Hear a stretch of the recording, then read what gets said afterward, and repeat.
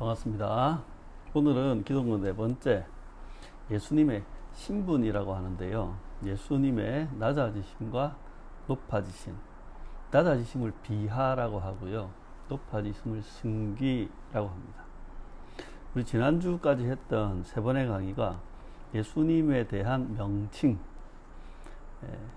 그게 예수 그리스도 주인자 하나님의 아들 로고스에 대해 살펴봤고, 그리고 예수님은 하나님이시다.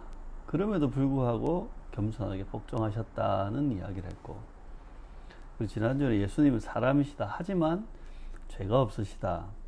그러면서 예수님은 완전한 하나님이시며 완전한 사람이시기에 예수님의 구원은 완전하고 예수님은 시험받은 우리를 능히 도우시며 우리의 연약함을 이해하시고 공감하시고 동정하신다는 이야기를 했습니다.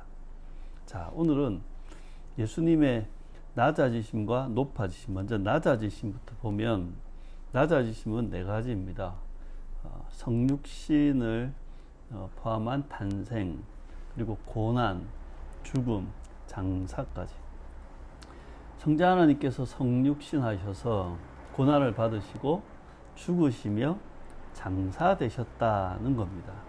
율법 아래 있는 죄인을 구속하시려고 자기를 낮추어 율법 아래 처하셨다는 거죠. 첫 번째, 그리스도의 성육신과 동정녀 탄생이 바로 예수님의 낮아지심에 대한 것입니다. 예수님은 성육신을 통해 인류의 일원이 되셨고 우리 가운데 거하셨습니다. 삼위일체의 두 번째 위격이 이 세상과 시간 속으로 들어오셔서 사람의 본성을 입으시고 아기로 태어나 사람의 삶을 사신 겁니다. 이 성육신은 단순한 인간의 모양만을 취하신 게 아니라 진정한 인간의 육체, 진정한 인간의 본성, 그리고 완전한 인성을 취하신 겁니다.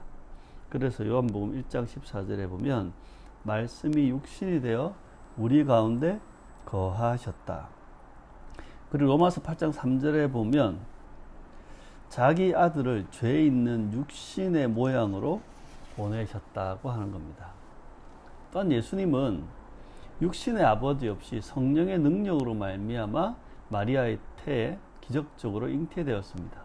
예수님의 탄생은 전적인 하나님의 역사이고 성령이 행하신 위대한 신비입니다. 예수님은 동정녀 탄생을 통해 죄 없는 인성을 입게 되신 거죠. 그래서 마태복음 1장 23절에 보면 보라, 처녀가 잉태하여 아들을 낳을 것이요 그의 이름을 임마누엘이라 하리라 하셨으니 이를 번역한즉 하나님이 우리와 함께 계시다 함이라. 이건 이사야 7장 14절이 인용된 말씀이죠. 누가복음 1장 34절 35절에 보면 마리아가 천사한테 나는 남자를 알지 못하니 어찌 이런 일이 있으리까 하니 천사가 성령이 내게 임하시고 지극히 높으신 이 능력이 너를 덮으신다는 겁니다. 또 갈라디아서 4장 4절에 보면 때가 참에 하나님이 그 아들을 보내사 여자에게서 나게 하시고 율법 아래에서 나게 하셨다는 이야기를 합니다. 그렇게 예수님의 낮아짐 첫 번째는 성육신과 동정녀 탄생입니다. 두 번째, 그리스도의 고난입니다. 예수님은 전 생애에 걸쳐 고난을 받으셨습니다. 생애 전체가 고난의 일생이었던 겁니다. 특히 예수님의 고난은 끝이 가까워질수록 더욱 가혹했습니다. 그래서 이런 고난을 겪으시고 아시는 예수님은 우리의 고난의 삶을 너무나 잘 아시고 우리의 연약함을 동정하시는 것이죠. 그의 고난에 대해서 대표적인 말씀이 이사야 53장에 있는 종의 노래죠. 3절만 보면 그는 멸시를 받아 사람들에게 버림을 받았으며 강고를 많이 겪었으며 질고를 아는 자라. 마치 사람들이 그에게서 얼굴을 가리는 것 같이 멸시를 당하였고 우리도 그를 귀히 여기지 아니하였도다. 히브리서 2장 18절에 보면 그가 시험을 받아 고난을 당하셨다. 그래서 어떻게 해요? 시험 받은 자들을 능히 도우실 수 있다고 합니다. 이 예수님의 고난은 매우 다양했습니다. 영혼과 육신으로 고난을 받으셨고, 우주의 주제셨던 분이 비천한 지위에 처하게 되었고, 순결하고 거룩한 분이 죄악되고 오염된 환경 속에서 죄인들과 교제했습니다. 세계 마지막에 당할 그 극한적 고난을 그분은 명확히 하셨고 그 길을 가셨습니다. 예수님에게서는 생활의 빈곤, 마귀의 시험, 사람들의 증오와 배척, 냉대와 박해가 있었고 예수님은 그걸 견디셨습니다. 오죽했으면 마가복음 14장 34절에 보면 내 마음이 심히 고민하여 죽게 되었다고 하셨습니다. 고린도상 5장 21절에 보면 하나님이 죄를 알지도 못하신 이를 우리를 대신하여 죄로 삼으셨다고 합니다. 그렇게 예수님의 두 번째 낮아지심은 고난입니다. 세 번째 낮아지심은 죽으심입니다. 예수님은 가장 고통스럽고 수치스러운 십자가형으로 죽임을 당하셨습니다. 유대인의 법정 그리고 로마의 법정을 통해서 사형이 선고되었고, 이 법정은 불법적이고 불의한 재판이 일어나는 법정이었습니다. 이 속에서는 거짓과 폭력이 난무했고, 그 거짓과 폭력과 불법과 불의에 의해서 예수님은 죽임을 당한 것입니다. 오히려 이러한 예수님의 십자가와 죽음을 통해서 이 세상의 죄가 적나라하게 폭로되는 것이죠. 예수님의 죽으심에 대해서 묘사하는 성경 구절을 보면, 마태복음만 보면 27장 28절에 30절에 보면 그의 옷을 벗기고 홍포를 입히며 가시관을 엮어 그 머리에 씌우고 갈대를 그 오른손에 들리고 그에게 침 뱉고 갈대를 빼앗아 그 머리를 쳤습니다. 27장 35절에 37절에 보면 그들이 예수를 십자가에 못 박은 후에 그 옷을 제비 뽑아 나누었습니다. 그리고 그 머리 위에 이는 유대인의 왕이라 쓴 죄패를 붙였습니다. 이 모든 것은 예수님을 희롱하고 모욕한 것입니다. 20장 46절에 보면 예수님이 엘리 엘리 라마 사박단이라고 하셨는데, 이는 곧 나의 하나님 나의 하나님 어찌하여 나를 버리셨나이까 하는 뜻입니다. 그렇게 예수님은 십자가상의 고통 가운데 죽음을 당한 것입니다. 또한 이 예수님은 죽음으로써 율법의 가장 극한적인 요구를 충족시켰습니다. 그가 저주받은 죽임을 당하심으로 우리를 위해 저주가 되신 것입니다. 이걸 갈라디아서 3장 13절에 이렇게 이야기합니다. 그리스도께서 우리를 위하여 저주를 받은 바 되사 율법의 저주에서 우리를 속량하셨으니 기록된 바 나무에 달린 자마다 저주 아래 있는 자라 하였음이라. 그렇게 예수님의 낮아지심 세 번째는 죽으심이고, 마지막 예수님의 낮아지심은 장사되심입니다. 예수님의 시체를 무덤에 넣고 큰 돌을 굴려 무덤을 막았습니다. 성경의 여러 구절들은 구주께서 무덤에 머무신 일이 비하였음을 분명하게 함축하고 있고, 성경에는 흙으로 돌아가는 것은 죄의 형벌의 일부로 묘사하고 있습니다. 먼저 예수님이 실제로 무덤에 놓이게 된 것들을 보면 마태복음 27장 59절에서 61절에 요셉이 시체를 가져다가 깨끗한 세마포를 싸서 바위 속에 판 자기 새 무덤에 넣어두고 큰 돌을 굴려 무덤 문에 놓고 갔다고 합니다. 네. 그리고 창세기 3장 15절에 보면 너는 흙이니 흙으로 돌아갈 것이다 고 하신 걸 보면 흙으로 돌아가는 것이 죄의 형벌의 일부로 묘사됐다는 걸 알 수 있습니다.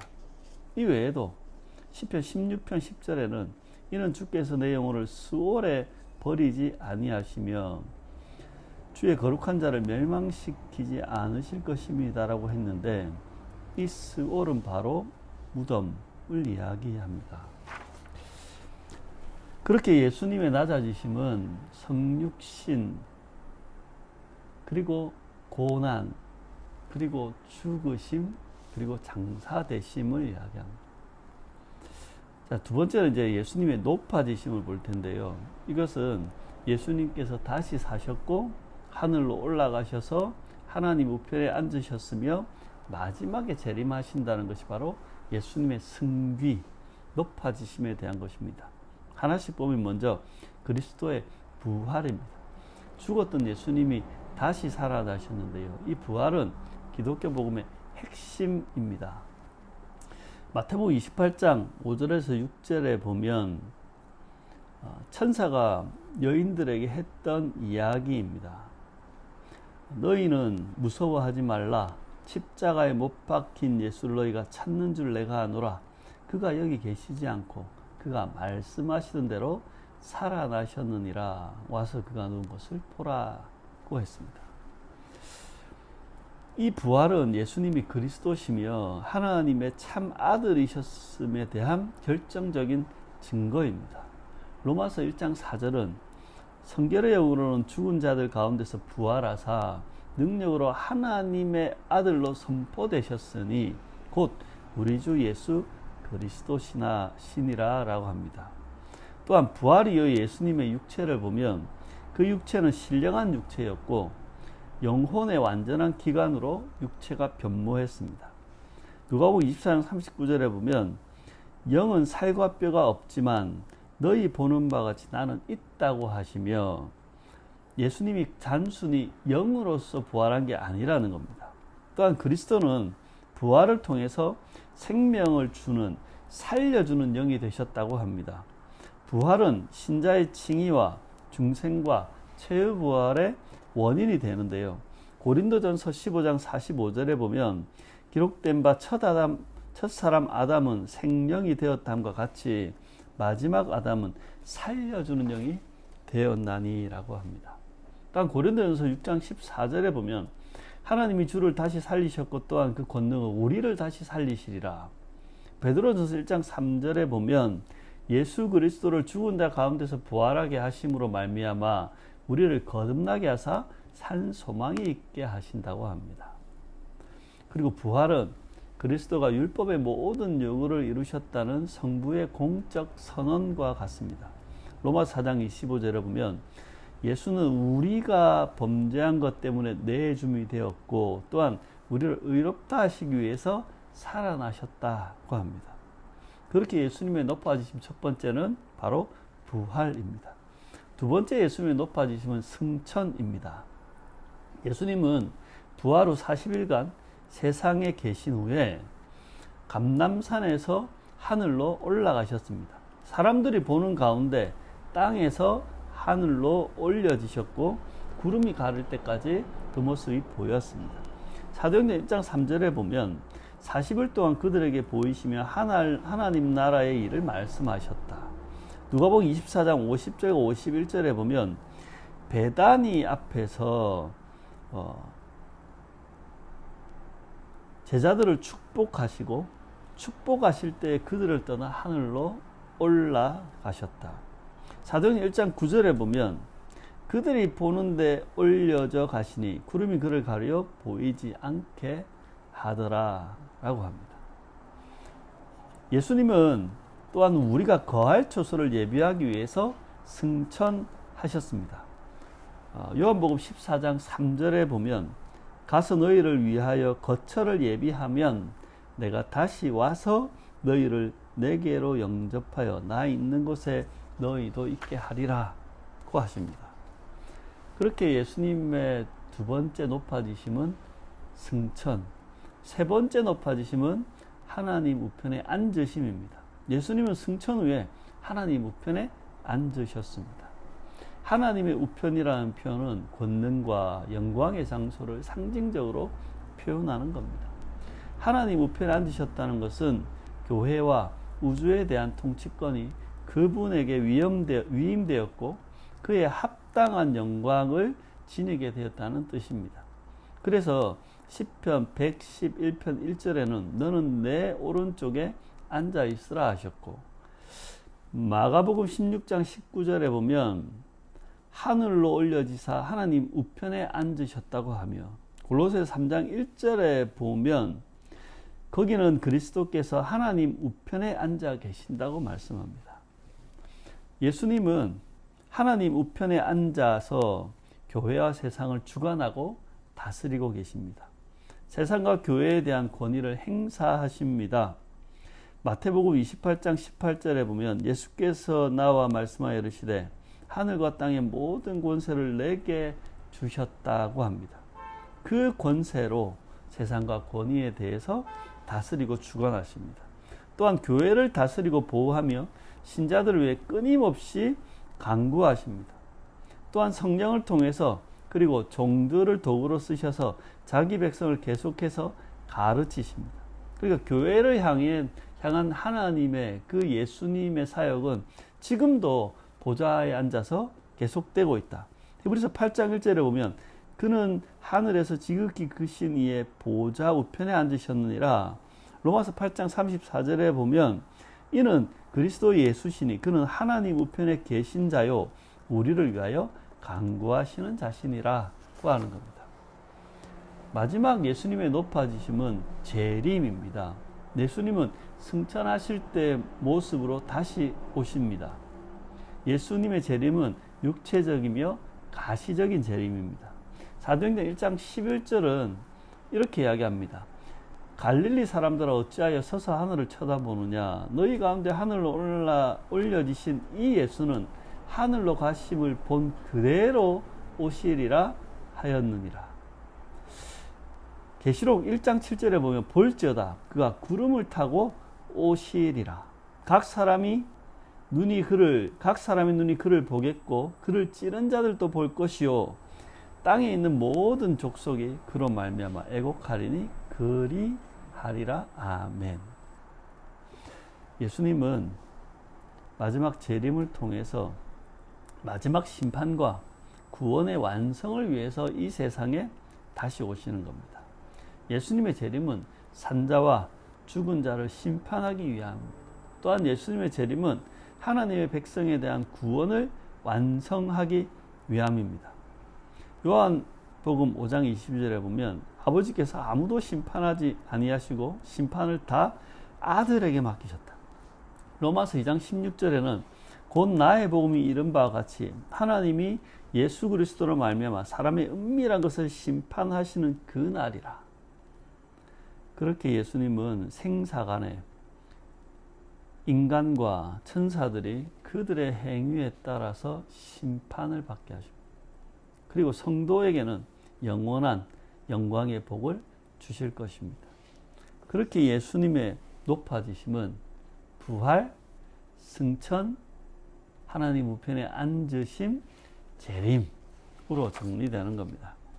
한 번 더 정리하면 예수님의 낮아지심은 성육신의 탄생, 고난, 그리고 죽으심, 그리고 장사되심이었고 예수님의 높아지심은 부활, 승천, 하나님 우편에 앉으심, 그리고 재림이었습니다.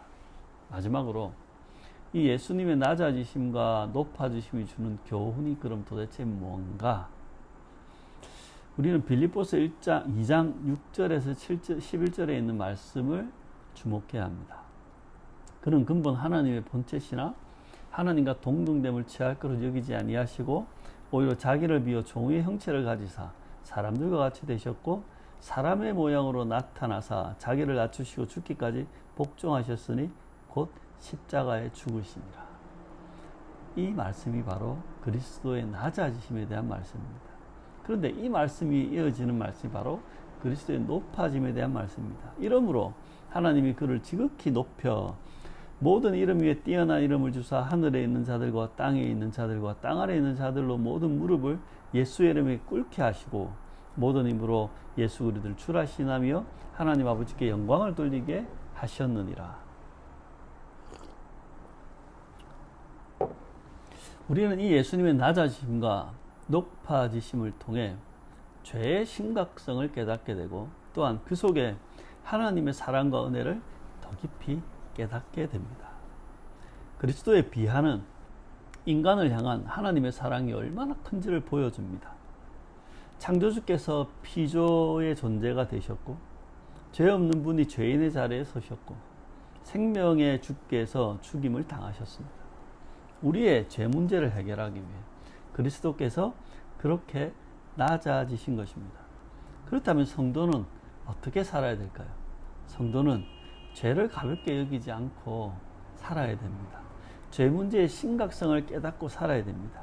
그 속에서 하나님의 은혜와 사랑을 잊지 않고 살아야 하는 겁니다. 두 번째, 예수님은 이 낮아지심을 통해서 우리에게 겸손의 본을 보여주셨습니다. 예수님은 본래 하나님의 본체이셨다고 빌립보서 2장은 말합니다. 하지만 스스로 종의 형체를 취하셨습니다. 예수님을 본받는다는 것, 그것은 능력을 행사하는 게 아닙니다. 예수님을 닮는다, 본받는다는 건 낮아짐의 겸손을 담는 것을 말합니다. 여러분, 성도의 삶은 높아지기 위한 삶이 아니라 낮아지는 삶이라는 걸 잊지 마시기 바랍니다. 또 마지막 세 번째는 고난 속에서 장차올 영광을 바라보게 합니다. 예수님의 그 낮아지심과 높아지심을 통해서 우리는 이것을 깨닫게 됩니다. 그리스도의 길은 고난의 길이었고 그 후에 영광이 주어졌다는 거예요. 다른 말로 하면 낮아짐 후에 높아짐이 있고 고난 후에 영광이 있고 죽음 후에 부활이 있는 겁니다. 따라서 성도들도 현재의 고난 속에서 소망을 잃지 않고 겸손과 순종의 삶을 살며 장차 나타날 영광을 바라보며 살아야 하는 것입니다. 여러분, 예수님의 낮아지심을 묵상해 보십시오. 그리고 예수님의 높아지심을 묵상해 보십시오. 그 속에 우리 죄의 심각성과 하나님의 은혜를 깨닫게 될 것입니다. 그 속에 우리가 겸손의 본을 보여주신 예수님을 닮아가게 될 것입니다. 그 속에 우리의 이 고난의 인생살이 속에 장차 나타날 영광을 바라보며 겸손과 순종의 삶을 살 수 있게 될 것입니다. 이 예수님의 낮아지심과 높아지심이 묵상되고 또한 그것들이 여러분의 삶에 적용되어지기를 진심으로 축원합니다.